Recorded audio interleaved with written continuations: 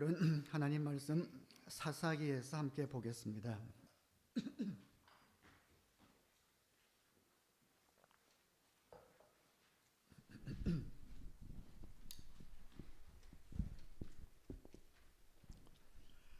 사사기 17장 또 18장 두 장 말씀이 오늘 본문의 배경이지만 우리 주보에 기록된 한 5구절만 봉독하도록 하겠습니다. 에브라임 산간 지방에 미가라는 사람이 있었다. 미가라는 이 사람은 개인 신당을 가지고 있었다. 에봇과 두라빔 신상도 만들고 자기 아들 가운데서 하나를 제사장으로 삼았다. 유다 지파에 속한 유다 땅 베들레헴에 한 젊은이가 있었는데 그는 레위 사람으로서 그곳에서 잠시 살고 있었다. 미가가 그에게 말하였다. 우리 집에 살면서 어른이 되어주시고 제사장이 되어주십시오. 1년에 은돈 10냥을 드리고 옷과 먹거리를 드리겠습니다. 이 말을 듣고 그 젊은 레위 사람은 안으로 들어갔다. 그래서 미가는 자기가 이제 레위 사람을 제사장으로 삼았으니 주님께서 틀림없이 자기에게 복을 주실 것이라고 생각하였다. 아멘.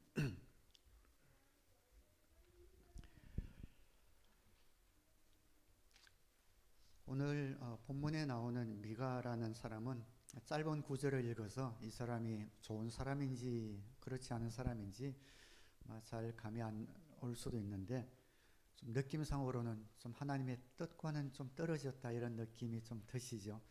자기 마음대로 제사장을 세우기도 하고 이렇게 하는 걸 볼 때에 뭔가 좀 이상하다 이런 마음이 들 겁니다. 그래서 오늘 설교 제목이 자기 소견에 옳은 대로라고 잡은 이유가 거기 있습니다. 많은 사람들이 신앙생활을 하면서 자기 딴에는 옳다고 생각하는데 하나님 뜻과는 무관할 가능성이 참 많이 있습니다. 사사기는 사이클로 이루어져 있지 않습니까? 평온한 시대를 누리다가 타락합니다. 우상을 섬깁니다. 하나님이 그들을 고치기 위해서 외적을 보내줘서 침략하게 합니다. 그래서 고난 가운데 하나님 앞에 간구하게 되죠. 그때 하나님이 사사를 세우셔서 삼손, 입다, 기돈 이런 사람을 보내셔서 외적을 물리치고 다시 태평성대를 누리게 하는 이 4가지 사이클이 계속 400년간 그렇게 돌아가는 것이 사사기입니다. 그런데 사사기 전체 주제를 한 구절로 뽑으라면 저는 자기 소견에 옳은 대로 행하였더라. 이게 아마 우리 성경 구절 맨 마지막 구절로 보냈을 텐데 맨 마지막 구절 먼저 한번 볼까요? 사사기 17장 6절 제일 마지막에 있는 겁니다. 하나씩 넘어가야 되는구나. 그럼 괜찮습니다. 예. 오케이. 그 앞에 오케이. 사사기 17장 6절. 예. 그때는 이스라엘에 왕이 없었으므로 사람마다 자기 소견에 옳은 대로 행하였더라. 많은 사람들이 자기 소견에 옳은 대로 그렇게 행합니다. 내 생각대로 행하는 것이 사사기의 전체 주제입니다. 지난 시간에는 룻기에 나오는 보아스의 아름다운 신앙을 우리가 함께 본받는 그런 말씀을 전했는데 오늘은 반대로 자기 소견대로 행한 이런 미가를 통해서 반면교사 이렇게 하면 안 되겠구나. 어떻게 하면 잘못된 신앙생활에서 벗어나서 참 복을 갖고 오는 올바른 신앙생활을 할 것인가에 대해서 좀 상고하려고 합니다. 저는 지난주 LA에서 열린 컨퍼런스에 잘 다녀왔습니다. 전체적인 간단한 보고는 칼럼을 통해서 썼습니다만 추기성 선교사님을 만났는데 사진 한번 볼까요? 예, 첫날 가서 멕시코 과달라라 지역에서 20년 넘게 현지 멕시코인들을 위해서 사역하고 또 가정교회를 잘 하고 계시는 선교사님입니다. 저랑 만난 지도 가정교회에서 만났으니까 20년이 돼 갑니다. 그래서 우리 과달라라 목장은 지난 컨퍼런스 이후부터 이렇게 목장에서 헌금한 목장 선교헌금을 갖고 제가 이번에 직접 갖고 가서 전달해 드렸습니다. 사진을 찍은 이유는 중간에 배달 사고 일어나지 않고 잘 전달했다라는 증거로 사진을 찍었습니다. 참 신실한 분이십니다.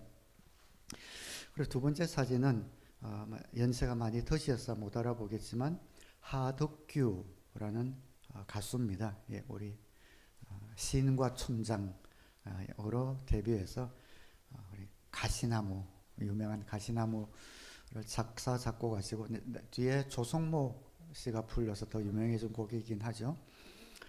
이분이 한국에 있으면서 또 LA에 부모님이 계신가 해서 자주 왔다 갔다 하신 분이세요. 그리고 이번에 컨퍼런스 참석한 가스 패밀리 교회 유대오 담임 목사님과는 한국에서부터 오랫동안 알고 있는 친구였더라고요. 그래서 자주 이 교회에서 초청해서 말씀도 듣기도 하고, 원래 집사였는데 목사 안수를 받으셨죠. 그래서 콘서트도 하기도 합니다.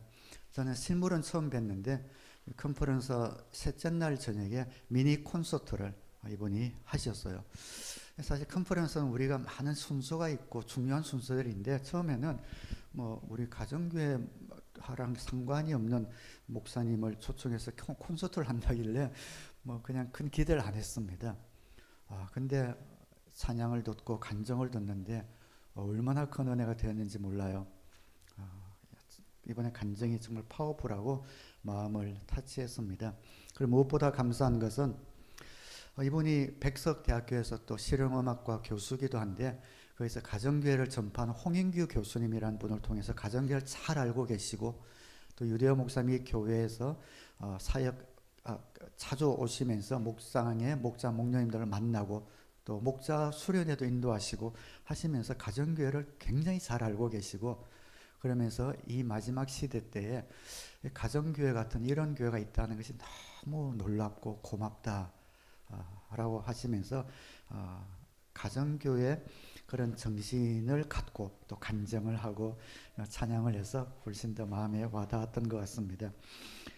그래서 아마 올해든 내년이든 한 번은 우리 밴쿠버에서 우리 가정교회 연합 집회나 이렇게 해서 한번 모실 수 있지 않을까 그렇게 간단하게 어레인지를 하고 오기는 했습니다. 자, 오늘 말씀으로 다시 돌아가서 참복을 가져오는 신앙생활을 어떻게 할 것인지 네 가지를 좀 간단하게 살펴보려고 합니다. 우리 함께 따라하겠습니다. 기복신앙을 경계한다. 올바른 신앙생활을 하려면 기복신앙을 피해야 합니다. 기복신앙은 복을 구한다, 복을 빈다라는 그런 뜻이죠. 복을 비는 신앙이라는 의미인데 복을 비는 자체가 나쁜 것은 아닙니다. 하나님은 우리에게 복 주시기를 원하시기 때문에 그렇습니다. 그래서 우리가 복 구하기를 또 원하십니다. 근데 무엇이 문제인가? 잘못 구하지 말라는 것이지요. 기복신앙의 특징은 자신의 삶의 변화 없이 복만을 추구한다는 데 있습니다. 오늘 본문에 등장하는 미가가 좋은 예입니다. 미가는 자기 어머니 돈을 훔쳤어요. 그런데 어머니가 아들이 훔친 걸 모르고 내 돈을 훔쳐간 놈은 저주를 받을 것이다. 저주를 했단 말이죠. 미가 그걸 듣고 마음에 찔려가지고 어머니에게 제가 돈을 훔쳤습니다 라고 고백을 합니다. 어머니는 그 돈을 받으면서 아들이 혹시 자기가 말한 것 때문에 저주를 받을까봐 저주를 받지 않게 하기 위해서 그 돈을 가지고 집에다가 신당을 만듭니다. 그러니까 사사기 시대 때 이 백성들이 얼마나 타락했는지 그냥 쉽게 하나님만을 섬기지 않고 자신의 개인 신당을 만들고 우상을 만드는 것을 보게 되죠. 우상도 만들고 그리고 그것도 모자라서 미가의 아들 중에 한 명을 임의대로 제사장을 세워버립니다. 이런 과정들을 보면 이 모든 과정 가운데 이 모자에게서는 전혀 회개의 흔적이 보이지 않는 것을 보게 됩니다. 아들이 돈을 훔쳤죠. 그리고 돈을 또 돌려주는데 잘못했다고 절대 꾸짖지 않는 어머니, 그리고 저주를 받을까 봐 신당을 세우고 우상을 세우는 이런 모습들을 볼 때에 이들이 비는 그런 복은 저주를 받지 않기 위해서 복을 비는 기복신앙에 들어가 있는 것을 보게 됩니다. 3절에 그는 은돈 1,100냥을 어머니에게 내놓았다. 그러자 그의 어머니가 말하였다. 나의 아들이 저주를 받지 않도록 이 은돈을 주님께 거룩하게 구별하여 바치겠다. 이 돈은 은을 입힌 목상을 만드는데 쓰도록 하겠다. 그러니 이 은돈을 내게 다시 돌려주마. 기복신앙의 특징이죠. 도덕성과 상관없이 복만을 추구하는 겁니다. 오늘 우리 주위에 이런 기복신앙을 갖고 있는 사람의 대표적인 예가 미신을 섬기는 사람이겠죠. 한국에서는 재벌들 가운데서 미신을 믿는 사람이 그렇게 많다고 합니다. 정치가도 그렇고요. 가장 큰 이유는 회개 없이 재물을 모을 수 있기 때문에, 회개 없이 자신의 목적을 이룰 수 있다고 생각하기 때문이겠죠. 돈을 바치든지 절을 하든지 치성을 드리면 소원이 이루어진다고 믿는 거죠.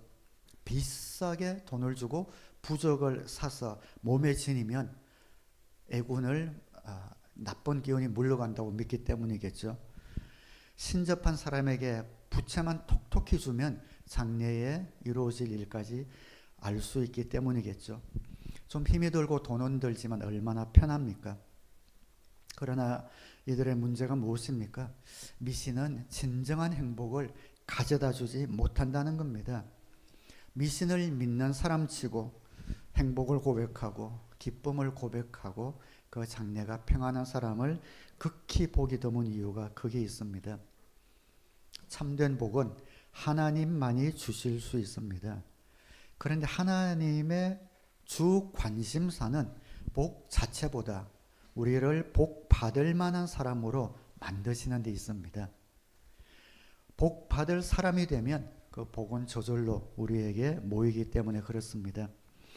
성경에 있는 모든 계명은 복 받을 사람이 되기 위한 그런 지침입니다. 복 받기 위한 가르침이 아니라 복 받을 사람은 어떤 사람인가에 대한 그런 지침이죠. 시편 1편에 복 있는 사람은 악인의 꾀를 따르지 아니하며 죄인의 길에 서지 아니하며 오만한 자의 자리에 앉지 아니하며 오로지 주님의 율법을 즐거워하며 밤낮으로 율법을 묵상하는 사람이다. 하나님께서는 우리에게 우리가 복 받을 만한 사람이 먼저 되기를 원하십니다. 그 이유는 복 받을 만한 사람이 먼저 되지 않고 복을 받으면 그 복이 오히려 화가 될 수 있기 때문에 그렇습니다. 극단적인 예가 649 복권 당첨된 사람들 아니겠습니까? 복 받을 만한 그릇이나 준비 없이 덜컥 일확천금을 받고 나서 몇 년이 지나 조사해 보니 70%에서 80%가 그 형편이 이전보다 훨씬 못해졌다라는 것을 알 수가 있습니다.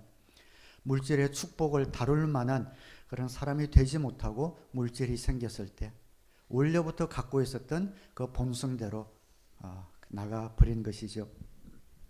복을 받을 만한 사람이 되지 못하고 받는 복은 다 독이 됩니다. 재물이 그렇고 권세가 그렇고 하물며 건강조차도 그렇습니다. 복 받을 만한 사람이 되지 못한 상태에서 건강하면은 그 건강한 거 가지고 엉뚱한 대로 달려갈 수 있습니다. 복을 받을 준비가 된 사람에게는 복이 되지만 그렇지 못한 사람에게는 이 복이 사람을 건방지게 만들고 또 교만하게 만들고 주위 사람들과의 관계를 깨고 마침내는 자신과 자신의 가정도 파괴하는 그런 결과를 가져오게 됩니다. 그래서 하나님은 우리가 복 받을 만한 사람이 되도록 복을 주시기 전에 훈련을 시키십니다. 인내하는 훈련, 기다리는 훈련, 또 자만하지 않는 훈련. 그래서 복을 받은 후에 복으로 인해서 하나님과의 관계가 깨지거나 가족 관계가 깨지거나 이웃과의 관계가 깨어지지 않도록 우리를 준비시켜 주십니다. 그래서 여러분 삶 가운데 하나님으로부터 복이 오지 않는다고 또 빨리 내리지 않는다고 너무 조바심 내지 말기 바랍니다. 하나님이 준비하고 계십니다. 하나님께서는 물질과 명예, 권력, 또 건강 등의 복을 우리에게 주시기를 원하지만 그걸 일찍 또 많이 성급하게 주실 때에 우리 자신을 파괴할 것이 분명할 것 같으면 기다리시고 하루하루 필요한 일용할 양식을 주십니다. 큰 복을 받아서 파멸에 이르는 것보다 하루하루 감사하며 살 수 있는 것이 더 중요하기 때문이겠죠. 올바른 신앙생활을 하기 위해서 두 번째 주는 교훈은 한번 따라하겠습니다. 하나님의 임재는 순종 가운데 있음을 안다. 네, 올바른 신앙생활을 하기 위해서 우리가 알아야 할 것은 하나님의 임재, 하나님이 우리와 함께 하시는 그런 축복은 순종을 통해서 오는 겁니다. 오늘 미가의 어머니와 미가는 돈을 들여서 신당을 짓고 우상을 만들고 미가의 아들을 제사장으로 세웠습니다. 4절에 그러나 미가는 그 돈을 어머니에게 돌려주었다. 그의 어머니가 은돈 200냥을 은장이에게 주어 조각한 목상에 은을 입힌 우상을 만들게 하였는데 그것을 미가의 집에 놓아두었다. 미가라는 이 사람은 개인 신당을 가지고 있었다. 에봇과 드라빔 신상도 만들고 자기 아들 가운데 하나를 제사장으로 삼았다. 그런데 제사장 지파도 아닌 미가가 또 자신의 식구 중에 한 명을 제사장으로 세운 것이 아마 마음에 좀 꺼림직했나 봅니다. 그런데 유랑하는 한 레위인을 발견하고, 제사장을 레위 지파만 될 수 있거든요. 그 레위 사람을 자신의 집에 데리고 와서 돈을 주고 고용해서 제사장으로 세웁니다. 12절에 미가가 그 레위 사람을 거룩하게 구별하여 세우니 그 젊은이는 미가 집안의 제사장이 되어 그의 집에서 살았다. 그래서 미가는 자기가 이제 레위 사람을 제사장으로 삼았으니 주님께서 틀림없이 자기에게 복을 주실 것이라고 생각하였다. 하나님의 임재와 이 축복이 신당을 만들고 신상을 만들고 또 제사장을 세우면 거기에 있을 것이라고 생각했던 거죠. 우리도 이렇게 생각할 수가 있습니다. 십자가가 달린 교회당이 있고 목사가 있고 예배가 드려지고 있으면 하나님의 임재가 있는 교회라고 생각하는 것이죠. 그러나 사실이 아닙니다. 하나님께서는 어떤 건물이나 조직이나 직책과 더불어 계시지 않고 순종하는 곳에 있습니다. 주님의 뜻이 무엇인지 알아서 그 주님의 뜻을 순종하는 그곳에 하나님의 임재가 있습니다. 교회는 하나님의 뜻이 이루어지고 있어야 교회입니다. 그 하나님의 뜻이 이루어지고 있지 않으면 하나님께서 촛대를 옮기십니다. 요한계시록 2장 5절에 그러므로 네가 어디에서 떨어졌는지를 생각해내서 회개하고 처음에 하던 일을 하여라. 네가 그렇게 하지 않고 회개하지 않으면 내가 가서 네 촛대를 그 자리에서 옮기겠다. 촛대는 성령님을 의미합니다. 하나님께 이 책망을 받았던 요한계시록 이 교회가 나중에 어떻게 되었는지 나오진 않지만 주님이 촛대를 옮겼어도 아마 많은 사람들이 의식을 하지 못했을 가능성이 많습니다. 여전히 예배는 드려지고 기도도 올려지고 교회 사역도 활발하게 이루어지고 있었을 것입니다. 그러나 이미 그 교회는 주님의 교회가 아닙니다. 저는 안타깝게도 촛대가 옮겨지지 않았나라고 보이는 그런 교회들을 종종 봅니다. 촛대가 옮겨진 교회를 어떻게 알아봅니까? 그곳에 기쁨이 없습니다. 생명이 없습니다. 그리고 그 안에 갈등과 다툼이 끊이지를 않습니다. 많은 교회가 사역도 있고 활동도 있고 예배도 있고 건물도 있고 조직도 있지만 하나님의 뜻에 순종하는 그런 마음 없이 그냥 사회 활동하는 그런 교회도 의외로 많이 있는 것을 보게 됩니다. 이번에 컨퍼런스 가서 또 감사했던 것은 6개월에 한 번씩 하면서 제 자신을 돌아보고 점검하고 또 주님 앞에서 뭐라고 그러냐, 리프레시 되고 좀 씻음 받는 그런 시간이 되는 것 같습니다. 좀 게을렀던 것, 나태했던 것, 또 익숙했던 것, 이런 것들을 바라보면서 또 새롭게 도전받는 그런 시간인 거죠.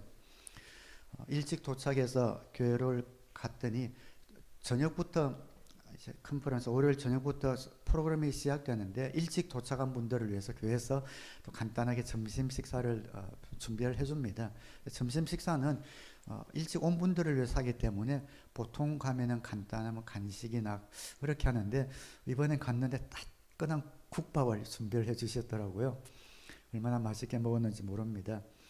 국밥을 따뜻하게 준비해 주시고 야외에 텐트를 치고 많은 영어권 회중 청년들이 왔다 갔다 하면서 섬기는 그 모습을 딱 보면서 앉자마자 그 밥 먹으면서 잘 왔다 이런 생각이 들면서 그렇지 이게 교회지 이런 섬김을 정말 밝은 모습으로 주님의 뜻을 이루기 위해 노력하는 가정교회 이제 주님이 원하시는 교회지 앉으면서 그런 마음이 들면서 그냥 마음이 확 풀어지면서 도착하자마자 은혜를 이렇게 받았습니다. 한 160명 정도가 모였는데 저도 가정교회 컨퍼런스 거의 20년 가까이 참석하고 있는데 많이 바뀌었어요. 새로운 분들로 바뀌어 절반 이상이 바뀌어서 갈 때마다 모르는 분들이 많이 옵니다.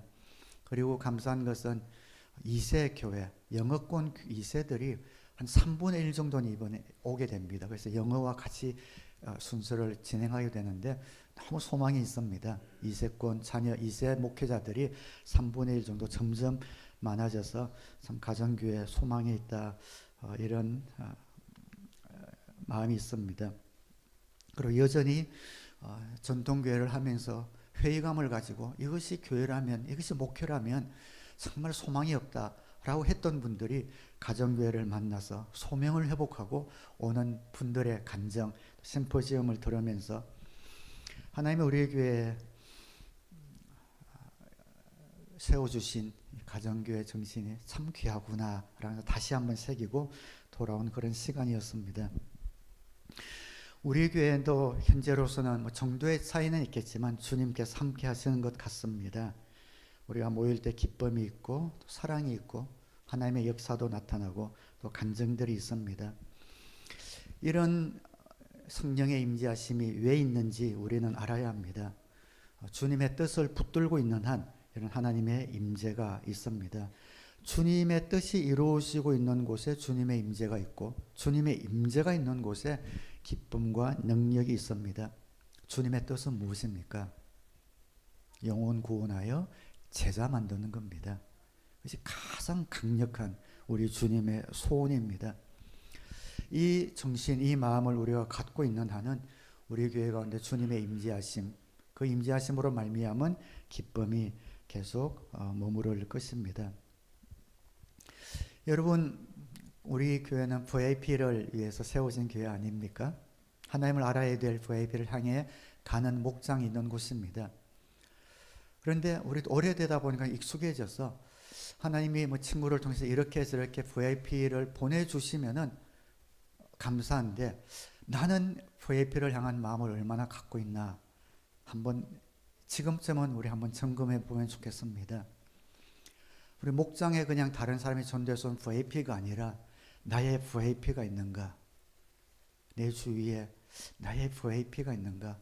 꼭 주님을 만나야 될 그런 사람을 나는 갖고 기도하고 있는가? 심지 않으면 결코 거둘 수 없습니다. 그 심는 사람 내가 해야 합니다. 기도로 심든 섬김으로 심든 심어야만 열매가 맺어집니다. 그래서 우리 목장도 지난주에 우리 목장에도 각자의 VIP를 꼭 진지하게 생각해 갖고 오라고 한번 이야기를 했어요. 그래서 명단을 갖고 같이 좀 구체적으로 한번 기도해 보려고 합니다.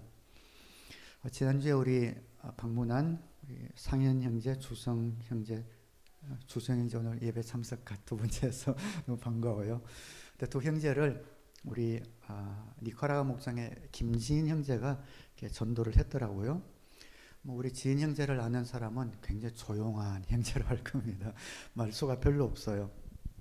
근데 우리 상인 형제, 주성 형제가 지난주 목장에도 왔는데 두 명이 목장에서 나누면서 두 명 다 공통적으로 그런 이야기를 하는 거예요. 지인 형제 형인데 지인이 형이 우리 만날 때마다 우리 교회에 대해서 좋은 이야기를 너무 많이 했다는 거예요. 지인이 형이 교회가 좋다고 이야기를 해서 와봤다. 두 명이서 그렇게 얘기하는 거 보고 지인이가? 이런 소리가 좀 깜짝 놀랐습니다. 아무런 겉으로는 말 수도 없고 그런데 뒤에 사랑 형제들에게 교회 목장에 대한 이런 좋은 이야기들을 심은 거죠. 그래서 두 명이 왔다라고 생각하니까 한국을 좀 방문 중이지만 참 귀하다 이런 생각이 들었습니다.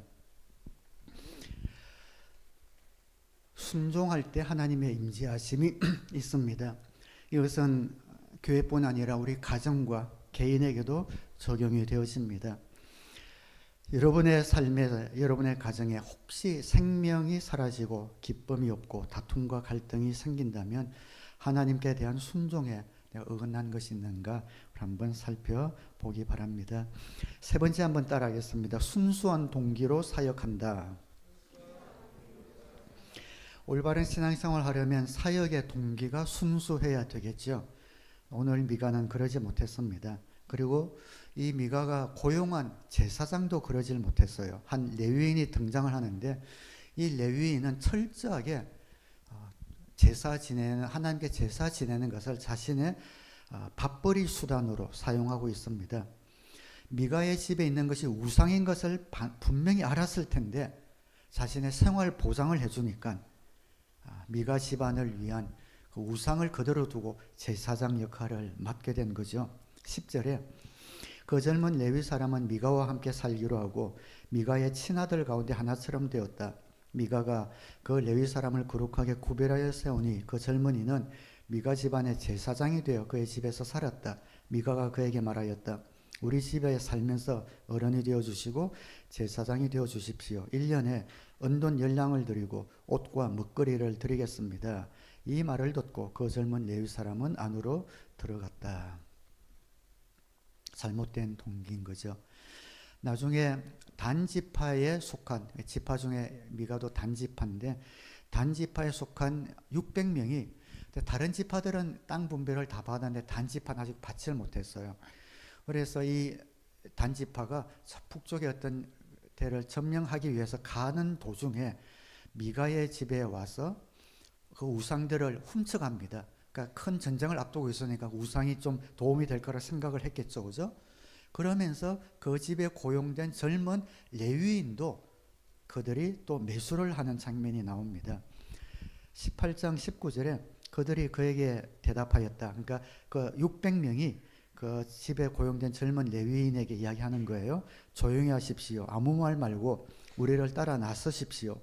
우리의 어른과 제사장이 되어 주십시오. 이 집에서 한 가정의 제사장이 되는 것보다야 이스라엘의 한 지파와 한 가문의 제사장이 되는 것이 더 낫지 않겠습니까? 제사장은 그 제안이 마음에 들어 에봇과 드라빔과 은을 입힌 목상을 받아들고 그 무리들 가운데로 들어갔다. 그러니까 레위 지파로 제사장으로 고용된 이 사람의 사역은 철저하게 물질에 따라 움직이는 순수한 동기로 사역하지 않는 것을 보게 되는 거죠. 그 결과가 어떻게 되었냐면은 단지파는 가장 이스라엘 북단에 정착을 했는데 거기다가 신당을 만들게 됩니다. 30절에 단지파 자손은 자기들이 섬길 신상을 세웠다. 그리고 모세의 손자이며 게르손의 아들인 요나단과 그의 자손이 단지파의 제사장이 되어 그 땅 사람들이 포로로 잡혀갈 때까지 그 일을 맡았다.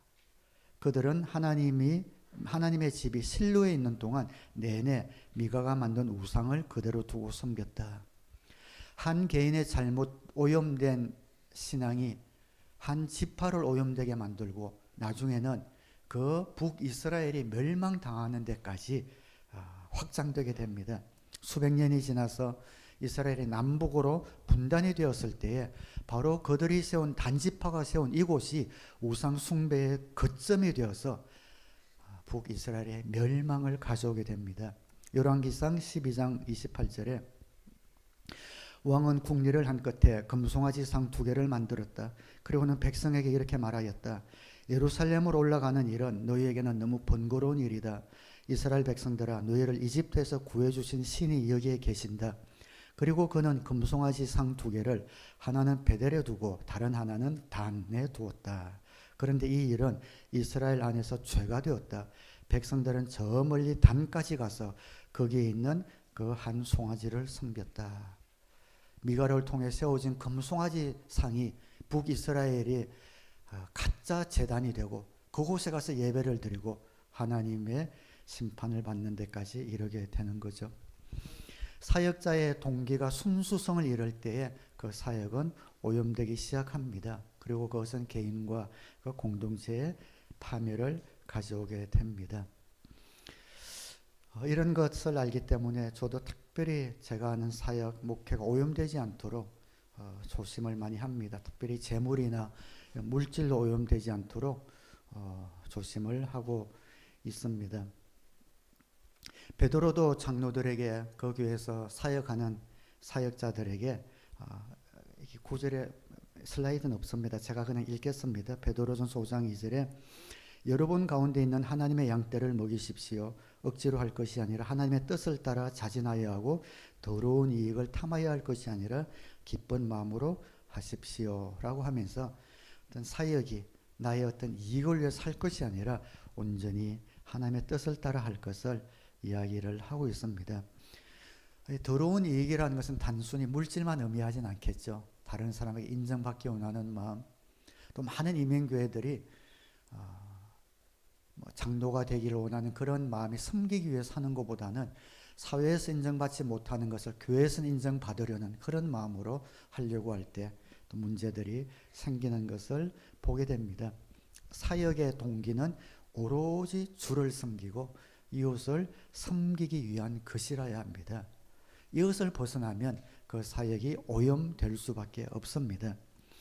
여러분이 어떤 사역을 하시든 여러분의 동기를 살피기 바랍니다. 나는 순수한 동기로 사역을 하고 있는가? 아니면 더러운 이익을 위해서 하고 있는가? 어떻게 할 수 있을까요? 세 가지를 보면 압니다. 첫째는 남이 인정해 주지 않으면 섭섭하다. 둘째, 열매가 없으면 낙심한다. 셋째, 자신보다 더 사역을 잘할 수 있는 사람을 보아도 사역을 양보하지 않는다. 이 세 가지에 비춰보아서 내 사역이 순수한지 오염되었는지 점검해 볼 수 있습니다. 남이 인정해 주지 않으면 섭섭하든지 열매가 없으면 금방 낙심하든지 자신보다 더 사역을 잘할 수 있는 사람을 보아도 그 사역을 양보하지 않으면 나의 이익을 위해서 할 가능성이 섞여 있습니다. 그렇다고 여러분이 점검해 와서 이 부분은 나도 내 동기가 순수하지 못하구나라는 부분이 혹시 깨달아진다면 어떻게 해야 할까요? 나는 사역이 순수하지 못한 사역을 놓아야겠다 이러면 안 됩니다. 사역을 놓는 것이 아니라 나의 동기를 다시 한번 정화시키고 순화시키기 바랍니다. 인정해 주거나 다른 사람들이 칭찬해 주지 않더라도 상관하지 않는 거죠. 열매가 있든지 없든지 상관하지 않는 겁니다. 오로지 주님을 기쁘게 해드리고 이웃에게 도움이 되는 것에 초점을 맞추고 그리고 나보다 더 사역을 잘하는 사람이 있으면 언제든지 사역을 양보할 수 있는 각오를 가지고 우리가 사역을 한다면 순수한 동기에서 벗어나지 않을 겁니다. 이렇게 한다면 사람들이 인정해 주지 않아도 하나님이 인정해 주시고 열매가 없는 것 같아도 천국에 상이 있고 이러한 동기로 사역을 한다면 하나님께서 더 큰 일을 맡기실 줄 믿습니다. 우리 마지막 네 번째 한번 따라하겠습니다. 좋은 동기라도 힘을 사용하지 않는다. 좋은 동기에서 사용했지만 절대로 힘을 사용하는 무력으로 가면 안 됩니다. 이게 마지막 좀 보고 싶은 건데요. 잘못된 신앙은 언제나 폭력을 가지고 옵니다. 단지파는 북쪽에 자기들의 땅을 분배받지 못해서 북쪽으로 갔는데 평화롭게 사는 주민들이 있었습니다. 라이스라는 지역인데 그 주민 사람들을 학살하고 그 땅을 차지합니다. 사사기 18장 28절에 단지파 자손은 미가가 만든 신상과 함께 그에게 딸린 제사장을 데리고 한가하고 평화롭게 사는 라이스 백성에게 가서 그들을 칼로 쳐서 죽이고 그들의 성을 불살라 버렸다. 그런데도 라이스를 구하여 죽은 자가 아무도 없었던 것은 그 성읍이 베드로 부근의 골짜기에 있어서 시돈에서 멀리 떨어져 있고 또 어느 누구와도 접촉이 없었기 때문이다. 단지파 자손은 허물어진 성을 다시 쌓고 그곳에서 살았다. 이거 하나님의 뜻에 어긋났습니다. 다른 가나안 원주민들을 다 몰아내고 다른 지파들은 땅을 분배받았잖아요. 근데 왜 여기는 안 되냐라고 질문할지 모르지만 하나님께서 가나안에 가서 그 민족들을 멸하라고 하신 이유는 이스라엘 백성에게 땅을 주기 위한 목적도 있었지만 그 거민들이 하도 악하고 죄로 가득 찼기 때문에 대리 심판을 한 그러한 원주민들이었습니다. 그런데 이 라이스 지파는 그런 하나님의 계획에 들어있는 민족이 아니었어요. 근데 단 지파는 하나님이 지정해 준 땅을 떠나서 멀리 북쪽에 가서 하나님이 지정해 준 땅도 아닌데 평화롭게 사는 거민들을 멸절시켜버리고 그 땅을 차지한 겁니다. 폭력을 가져온 거죠. 그들이 그 땅을 멸절시키고 학살하면서도 그 마음에 가책을 받지 않고 하나님의 뜻이라고 착각했던 이유가 뭔가 하면은 바로 그 제사장 때문이었습니다. 5절에 그들이 그에게 말하였다. 하나님께 물어보아서 우리가 가고 있는 이 길이 성공할 것인지 우리에게 알려주십시오. 그 제사장이 그들에게 평안히 가십시오. 주님께서 여러분이 가는 그 길을 인도하실 것입니다. 하고 일러주었다. 완전한 거짓 예언인 거죠. 그러니까 이 제사장 하는 말을 듣고 그들이 가서 그들을 멸망시키고 그들이 훔친 우상이 그들과 함께 있고 제사장도 함께 따라가는 것으로 말미암아 그들은 그곳 하나님이 함께 하실 것이라고 확신을 하였던 겁니다. 하나님이 함께 하신다는 그런 동기가 있었지만 그 동기가 폭력을 갖고 왔습니다. 잘못된 신앙, 잘못된 이런 원인은 잘못된 결과를 갖고 오는데 그 중에 하나가 폭력입니다. 우리 기독교 역사를 보면 이런 부끄러운 역사가 참 많이 있습니다. 대표적인 것이 14군 전쟁이죠. 성스러운 전쟁을 한다는 미명하에 수많은 아랍 사람을 죽이고 아랍 기독교인까지 죽인 사건이 있습니다. 그 당시 상황을 보면 종교와 정치가 한 통속이 되어서 잘못된 신앙을 갖게 되었고 그 잘못된 신앙은 폭력으로 나타나게 된 겁니다. 자, 폭력이라고 하면 반드시 물리적인 폭력만을 의미하는 것은 아니죠. 모든 종류의 힘을 의미합니다. 사랑하는 여러분, 우리가 신앙생활을 하면서 아무리 좋은 의도가 있다고 하더라도 힘에 의존하는 것은 잘못된 것이다. 그렇게 생각하셔도 좋습니다. 좋은 결과가 나올 수 없습니다. 남미에서는 칼과 총을 들고 가서 원주민을 힘으로 개종시켰지 않습니까? 결과가 무엇입니까? 형식적으로는 기독교 국가, 기독교라기보다 캐톨릭 국가가 되었지만 그 내용을 보면 90%가 미신을 섬기는 그런 국가가 된 겁니다. 힘으로는 주님이 원하시는 뜻이 이루어지지 않습니다. 어떤 회사에서는 사장님이 강제로 종업원들에게 예배를 드리게 하고 성경 공부를 시킨다고 하는데 저는 동의하진 않습니다. 그래서 예수를 믿게 되는 사람들은 극히 적습니다. 사람을 움직이는 것은 힘이 아니고 사랑입니다. 저는 우리 교회 성도님들, 특히 우리 사랑하는 청년들이 있는 곳에서 영향력 있는 그런 사람이 되기를 바라고 기도합니다. 사업도 크게 하고 회사에서도 높은 사람이 되고 또 공직에 오를 수 있으면 중요한 자리를 차지하기를 바랍니다. 그러나 그 영향력을 사용해서 힘으로 다른 사람들을 예수 믿게 하라는 뜻은 아닙니다. 그 영향력을 사용해서 섬기고 사랑하라는 것입니다. 내 영향력을 가지고 더 섬기고 사랑하라고 나에게 영향력을 하나님이 주셨습니다. 힘은 절대 사람을 바꾸지 못합니다. 사랑만이 바꿉니다. 어떤 군부대의 사령관이 독실한 크리스찬이었다고 해요. 이분은 그 군부대 교회에서 주일만 되면은 항상 안내를 맡아서 교회 문 앞에 서서 사병들에게 공손하게 주보를 전했다고 합니다. 이분이 명령 한마디만 내리면은 그 소속 부대 병사들을 다 교회 나와 하면은 나왔겠지요. 그러나 거기에 열매는 없었을 것입니다. 그러나 그가 안내하면서 사랑과 섬김으로 사병들에게 주보를 전해줄 때 그 사랑이 그들을 변화시킨 그런 감정이 있습니다. 우리는 주님의 일을 하다가 조급해져서 힘에 의존하고 싶어질 때가 종종 있습니다. 그 힘은 어떤 다수의 힘, 누구도 이러더라 하면서 내 의견을 관철시키고 싶은 욕망, 직책의 힘, 혹은 말을 잘하는 사람들은 말의 힘, 설득을 통해서 그 어떤 폴스 통해서 다른 사람을 설득하고자 하는 그러한 것은 주님의 뜻이 이루어지지가 않거나 어렵습니다. 여러분에게 하나님께 선한 영향력을 어떤 것이든 주셨다면 기다리고 인내하고 사랑할 때에 하나님의 뜻이 이루어지는 것을 믿으시기를 주님의 이름으로 축원합니다. 말씀을 맺겠습니다. 우리의 신앙생활에 올바른 신앙생활을 위해서 기복신앙을 경계하기 바랍니다. 하나님의 임재는 순종 가운데 있음을 기억하기 바랍니다. 순수한 동기로 사역하기 바랍니다.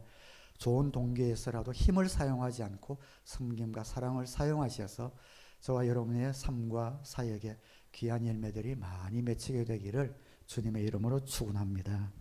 함께 기도하겠습니다.